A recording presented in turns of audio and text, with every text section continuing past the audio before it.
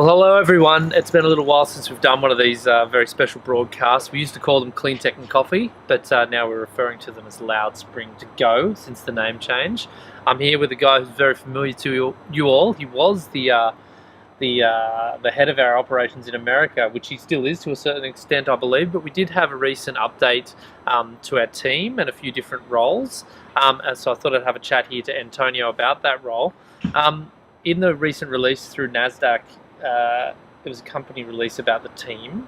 You have taken on a new role. What is that role, and do you want to let the viewer know what it means? Yeah, so I've taken on the role of the Chief Investment Officer, overseeing the company's investments and our portfolio companies.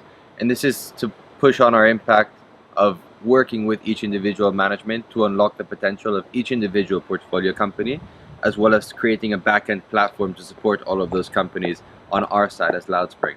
So moving up into this role sort of means taking a bigger position in the companies in terms of working individually with each CEO and seeing where the collaboration can be with our other portfolio companies, as well as working with those other investors who are in our other companies, such as Swap, such as Energize, which is now public, or Sophie, or Nuka, and working with them to sort of align our interests with the company so that we can take the decisions necessary to execute on the strategy that we've done. We have a lot of amazing technologies within our portfolio, and a lot of technologies that, since they operate in this sort of similar binding space, which is resource efficiency, do have a lot of overlap. And we've seen that with Eagle and Energize, and there's a lot of potential to tie Nuka into that system. We're seeing that with Sophie, with the spin-off ventures for the home water filtration system.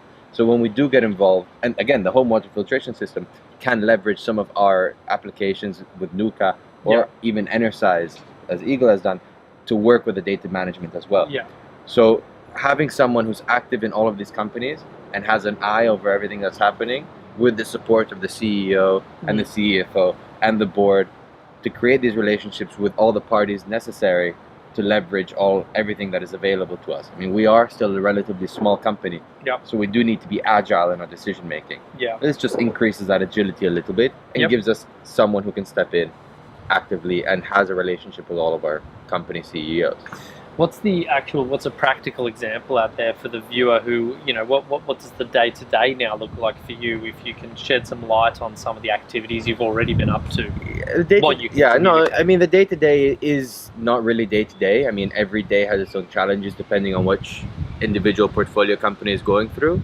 Recently, we've been working a lot with the management of Rescue Club and work with the investors there to provide the necessary funding for the company for it to execute on its business plan. And that has been a lot of working with the investors who have said, okay, now since Loudspring has announced this strategy update, what does that mean for the company? What does that mean for other investors? So taking the time to work with each one of those co-investors on a one-on-one basis to fully make them feel comfortable with what we're doing and see that our interests are still aligned. That even though we are in many cases the largest shareholder, we are still thinking about the minority shareholders, and that our long-term view tends to be that when the company does well and we are able to empower the management, all shareholders benefit, regardless of how much of the equity they own. Management benefits because of the options benefit. And so for that would be an example of one thing that we go in. Another example would be with swap.com, where we move in and we work with the management directly to implement certain changes and focus on profitability, like we've said. I mean, but even if I am the Chief Investment Officer, the CEO and the CFO and our board are also taking similar roles in other companies, like NoCart, where, for example, I know what's going on, but I am not the person who's the most present there. We have Lassie and Thomas who are there. But then again, it's the concept of moving into the companies and providing that. So our day-to-day isn't really a day-to-day. I mean, yes, there's a lot of management to do, and there's the back end of reporting to NASDAQ, reporting to the rest of the company, what's happening in each individual, getting the advice. But it's you spend a couple of days a week on each individual company. And some weeks, one company will take up 90% of your bandwidth, but that's just the nature of the operation. You need to be able to multitask and Sure. Historically, maybe it's more from my perspective on this one, but we did have the communications around you as a part of the Loudspring team was about what's happening in the US predominantly to begin with.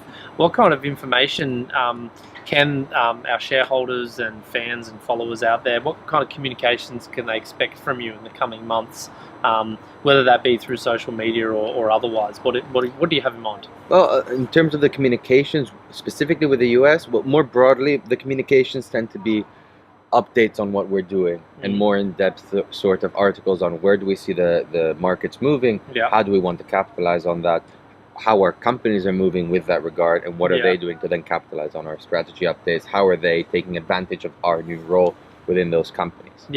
In terms of the US, again, we're moving into the US, but moving into the US isn't something that you just say and it happens. There's a lot that goes into it. I mean, there's a lot of relationship building with other funds, with other potential strategic partners for your portfolio companies, getting the distribution in place, adapting the technology to the US market. So it's growing and it is snowballing. But the thing is, we have quite a large presence in Europe right now. So before that even becomes on par with the US, it is going to take some time.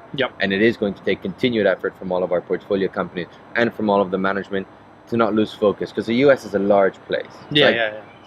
Not larger, but similar saying, just Europe, you know. And we're in Europe, we're large, but we're large in Scandinavia, we're large in Finland. So the question is, we need to focus on California as we've done, but at the same time, like we do Stockholm and Helsinki, we need to focus on New York.